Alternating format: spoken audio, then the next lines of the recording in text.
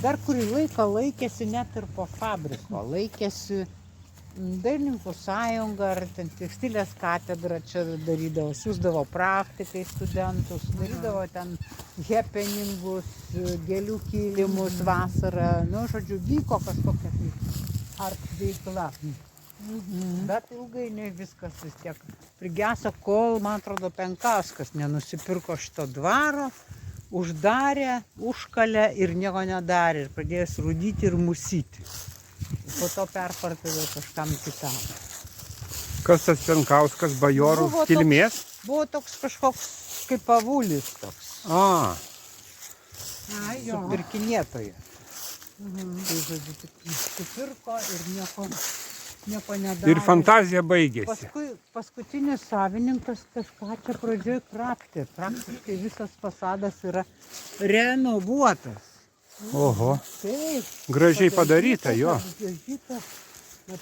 Stogai keisti, fasadas yra, eksterjeras renovuotas, o interjeras, kaip pasakyti. Tu geriau parodė, kur tu gyvenai, kur butas buvo tau. Va tam flygelį viršui, va ten. Kokiam aukšte, trečiam? Nu čia į bokštą reikėjo. Ai, pačiam bokšte jau. Bokšte buvo. O. Bendrai aš tiksliai ir neatsimenu. Aš tik atsimenu, kad šitam. Aš tai rinkčiausi ten ir. Gerai būtų. Vaikystės laikais. Kokia jo pavardė, dabar užkrito. Ai, gyvena prižiūrėtojas toksai. Tiesiog buvo įdarbintas žmogus, kaip kažkoks ūkio dalies vedėjas, turbūt ar kaip, bet jis buvo baisus parkų entuziastas. Ir jis, nu taip, aš atsimenu, kad jis buvo šlubas, bet jis sugebėdavo tą parką apžiūrėti. Mūrijo apgedusius tiltelius, tengi yra tvenkinių sistema. Taip. Visokius tos medžius prižiūrėjo, takus. Tu jo vardo neatsimeni to dėdo. Entuziastas padarė šitą staliuką. Va, kad aš pamėgau betoną. Ai, čia yra pačia mūrita jau sovietų laikais. Taip, čia to entuziasto. Mhm. Andrė tokio dalyko nebūtų leidęs savo. Čia nėra meninių požiūrių gerai.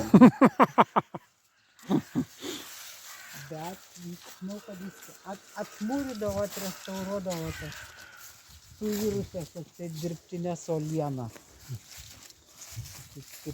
Kas čia dar, ką atsimeni? Čia būdavo, man atrodo, suoliukai. Žiūrėdavo tas entuziastas, suoliukus.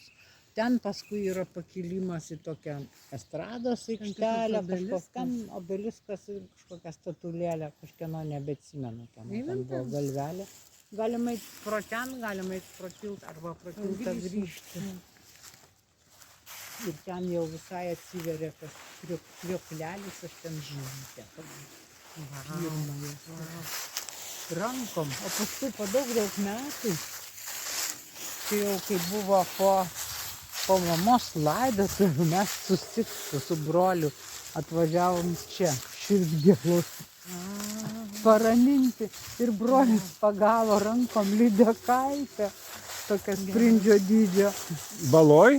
Tam buvo ten mūsų stot. Žiūrėkit, čia prastas dalykas, bet kaip skoningai, praktiškai natūraliai. Taip, atrodo, kad čia taip ir buvo.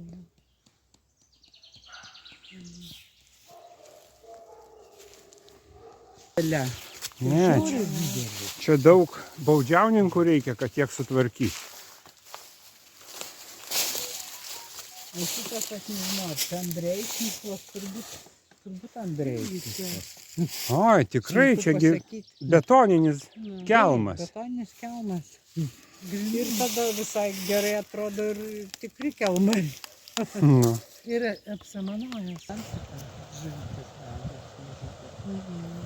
Ne, čia senas krioklys, reiškia, ne. Jo, Andrė laikų. Visas čia rūdžiažus, dirbtininkas, bet natūraliai. Ir šiaip, aišku, aš neduodu danties, kad ten kažkokia tai... Kiek tikra ir tame ta tvenkinių sistema. Bet kaip taisyklė, niekas jųgi neatnaujindavo. Jau kokia padaryta dvare tokia, taigi sovietmečiu tokių modų nebuvo. Ten siurblinė matosi, kad kažkokia siurblinė, va, matai tas, Malūno liekanos. ar malūno liekanos? Gal malūno liekanos, bet paskui čia įkurdino cechus. Jo, audimo cechai čia buvo. Nu, čia biškį pagražino, jie čia buvo. Čia ir laiks nuo laiko reikėdavo gerai patepti cementu, nes